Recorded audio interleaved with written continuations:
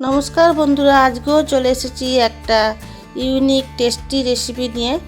আর এই রেসিপিটা বাচ্চা থেকে বড় সবাই খুবই পছন্দ করবে, তাই আমি আপনাদের কাছে শেয়ার করেছি।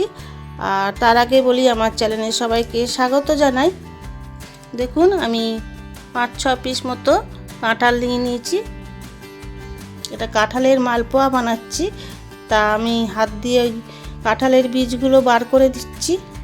আর এই কাঁঠালের কোয়ার মধ্যে একটা কালো কালো থাকে, ওইটা খাওয়া ভালো না, মানে ওটা খেলে পেটে ব্যথা করে। ওই জিনিসটাও আমি বীজের সাথে টেনে বার করে দিচ্ছি। দেখুন আমি পরিষ্কার করে কাঁঠালের বীজগুলো বার করে নিচ্ছি, আর তার সাথে ওই কালো অংশটাও বার করে নিচ্ছি।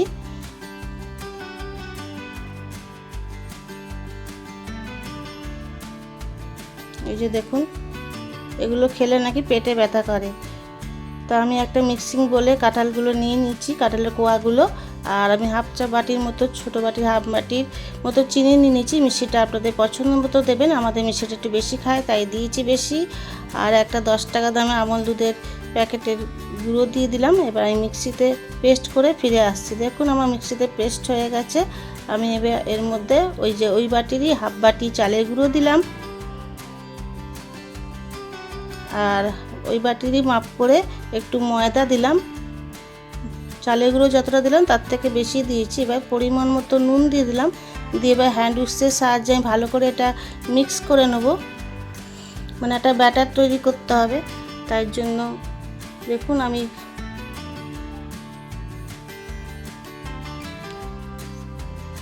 ভালো করে মিশিয়ে নিচ্ছি হ্যান্ড উইক্সের সাহায্যে। আর এটা ভালো করে ফাটাতে হবে, যত ফাটানো যাবে তত জিনিসটা খেতে ভালো হবে আর ফুলবে।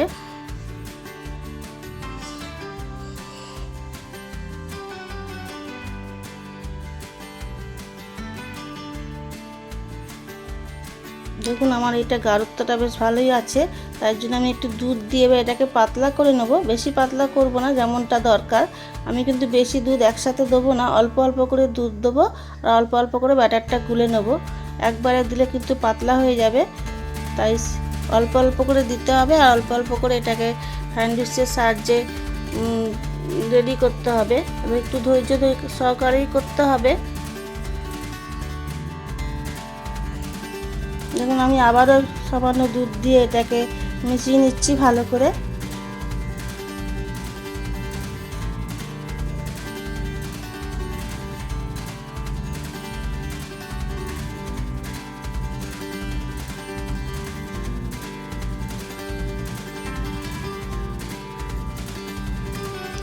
এই অবধি এসে বন্ধুরা যারা একটা লাইক দিতে ভুলে গেছেন, একটু লাইক দিয়ে দেবেন। আর একটু যদি রেসিপিটা ভালো লাগে একটু কমেন্ট করবেন। আপনাদের লাইক আমাদের অনেকটাই উৎসাহ যোগায়। এবার আমি কিশমিশ ধুয়ে ভিজিয়ে রেখেছিলাম, এই কিশমিশটাও দিয়ে দেবো। কিশমিশটা যখন মুখে পড়বে খেতে দারুণ লাগে। কিশমিশটা দিয়েও আমি বাটারটা আবারও একটু ঘুরিয়ে নিচ্ছি। দেখুন আমার ব্যাটারটা কিন্তু পুরো রেডি হয়ে গেছে, থিকনেসটা এরকমই থাকবে।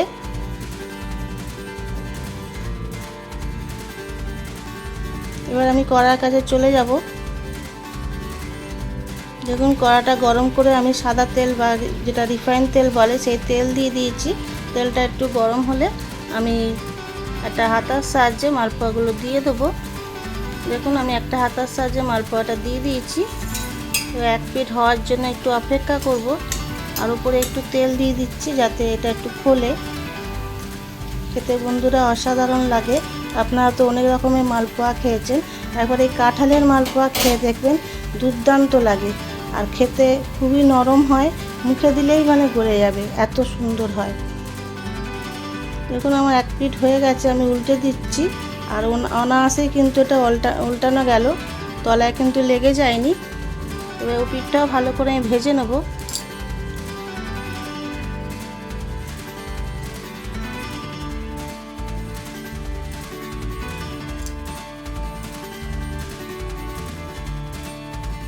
দেখুন এটা আমার দু পিঠই আমার ভাজা হয়ে গেছে। আমি এবার একটু তেল ছেঁকে এটা তুলে নেব।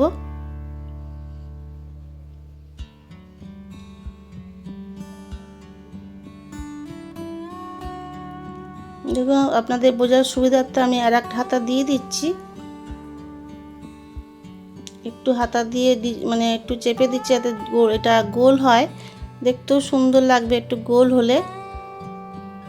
দেখুন আমি আবারও কিন্তু এটা এক পিঠ হওয়ার জন্য অপেক্ষা করব, আর একটু তেল ওপর দিয়ে দিচ্ছি। দেখে বুঝতেই পাচ্ছেন কত সুন্দর হচ্ছে, আর খেতেও খুবই মানে ভালো লাগে। বাচ্চারা তো আজকাল ফল সবজি কিছুই খেতে চায় না, কিন্তু বাচ্চাদের যদি এইভাবে করে দেওয়া হয় আমার মনে হয় ওরা খুবই আনন্দ করে খাবে। ওরা বুঝতেই পারবে না এটা কী দিয়ে করেছে, এত টেস্টি খেতে হয় আর খুবই নরম হয়। দেখুন আমার এক পিঠ হয়ে গেছে, আমি আবারও এক পিঠ উল্টে দিলাম, দিয়ে ওই পিঠটাও ভালো করে একটু ভেজে নেব।